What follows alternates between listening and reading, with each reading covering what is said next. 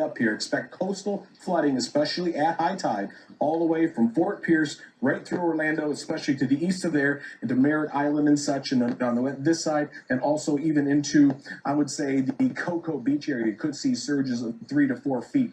Look at the wind gusts we're expecting. This is now over the entire storm. We're going to see a wind gust in Key West, 135. So far, we don't have that number yet because there's nothing to measure it. Right now, so far, we saw someone on the ground at 131. Obviously, that's unconfirmed. 128 Naples, 137 Fort Myers, and 127 in Tampa. That's the latest because of the storm on the west side of the state. The east side, Fort Pierce, 87, Miami, 90, and Key Largo, 96. For Miami, it's just getting going. The eye is not as close to you as we'll get. Yeah, Chad, if you guys can hear me, we're taking big power hits here. Power hits here at the hotel now, and these trees are starting like this now, and the gusts are what they are now, and we haven't even seen the heavy stuff yet from Irma.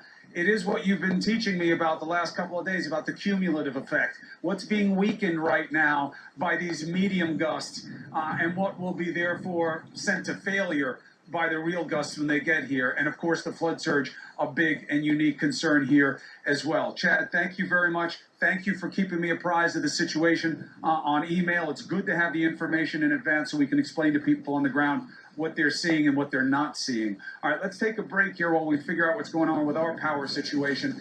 Again, we're now officially on the clock with Hurricane. Marcus is in Naples, which could get a big brunt of this storm and is already getting that right now. Actually, we're going to go to Manny Borges is in Fort Lauderdale. Manny? That's right. We are in Fort Lauderdale, where winds are expected to reach 75 miles per hour later today. And as you can see, we are well on our way to that. What we've been seeing here throughout the morning is these gusts picking up, the rain increasing. Any of these shrubs or tree branches that are not strong are falling into this canal right here. And speaking of the canal, I can tell you that being here last night to what we're seeing now, it is definitely rising. So the concern here, not just the strong winds that we're seeing right now and the rain, but of course the storm surge and the flooding that might happen. Here in Broward County, you have 15,000 people who are riding this storm out in shelters. That's what officials wanted to see, and the reason why is because those buildings are strong enough to withstand some of the impacts of the wind here, but also because right now you have a situation because of these weather conditions. Law enforcement on the roads, they cannot respond to all the calls that they're getting right now. We do know that as the storm continues to pummel the area, there are power lines down, there are trees down, and you can see exactly why that would be happening. Palm fronds that are just swirling around the parking lot next to us right now. We are cognizant of the fact that there is the danger of here right now, but again, we wanted to let you know what the conditions are. To give you perspective, we are right now is about 100 miles away from where Irma made landfall. That should tell you how large this storm is and how widespread the impacts will be. Think about that, 100 miles away, and the impacts, the effects of this hurricane are that strong. Jeff? Manny, thank you very much. And you talk about the breadth of this hurricane.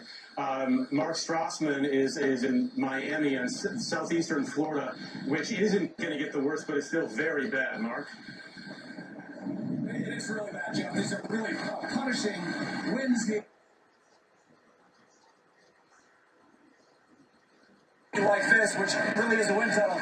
You have to look both ways, not for traffic, because there is no traffic, but for flying debris, for tree limbs, and for traffic signs. Flash flooding, another issue here. There's flash flooding up and down here. It's not coming from storm surge, it's just flash flooding, at least so far.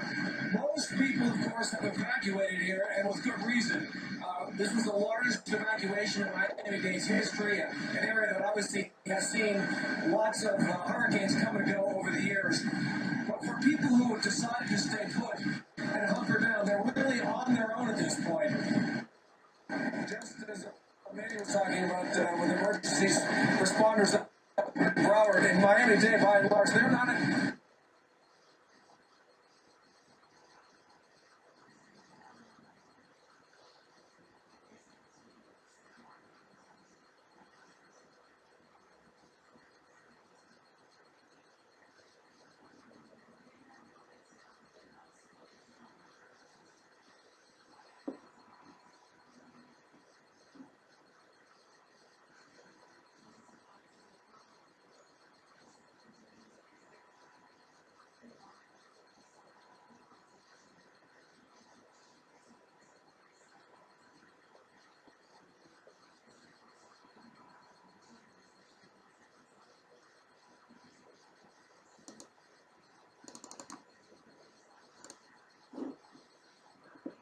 Now we're back right after this. To me was the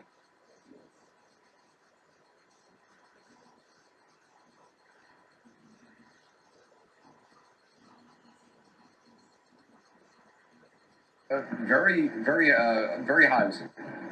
And then you figure the tides. If it's at high tide, that all the more inland as far as they adds could. to the Now, a lot of complication. them, frankly, But- especially they left 72 hours ago, we're heading up towards Naples, Tampa, what turned out to be the wrong direction. There are a number of evacuees from Miami who, instead of leaving the hurricane, will now drive right into the heart of Irma's path. And that's going to be another issue, is that not only the folks in Tampa Bay, who by and large were not nearly as prepared for this because they did not have the kind of storm warning, literal storm warning that South Florida had. Now you also have some folks from South Florida who had the storm warning, who went up